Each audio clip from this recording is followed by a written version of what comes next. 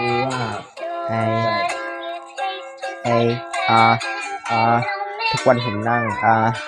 ทุกวันผมนั่งดูดาวอยู่บนฟ้าไกลเพราะคิดถึงคนไกลนั่งอยู่ที่เดิมนั่งรอเธออยู่ที่เดิมดูดาวทั้งงดงามทั้งสวยงามแต่ไม่มีเธอนั่งด้วยตัวผมก็เศร้าอยู่ทุกวันเศร้าอยู่ดี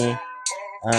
สูบบุหรี่ให้มันสูบบุหรี่ให้เข้าไปหวังว่าเธอจะกลับมาลืมความจำทุกอย่างจำแต่สิ่งดีแต่มันไม่มีสิ่งดีให้จำวันในสมองมันมีแค่เธอทำไว้ทำให้ผมเจ็บแล้วเธอก็จากไปเธอบอกว่าผมมันหน้าตาไม่หล่อผมเป็นแค่เด็กแว่นคนหนึ่งที่อยากจะรักเธอเป็นแต่เธอไปหาหนุ่มตีหนุ่มที่มีทุกอย่างแล้วรวยแล้วมีรถเบนซ์ผมก็เลยต้องนั่งรอดูเธอไปกับเขา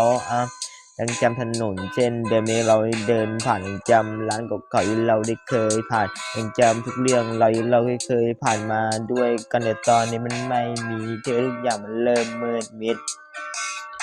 มันเริ่มมืดมิดตั้งแต่เวลาที่มีแสงสว่างออกมามันเริ่มมืดมิดทุกอย่างให้ฉันนั่งเปิดบีทไปฟังเพลงแรปเปิดบีทแรปไปให้เธอนะเข้ามาฟังเธอก็เข้าไม่เข้ามาฟัง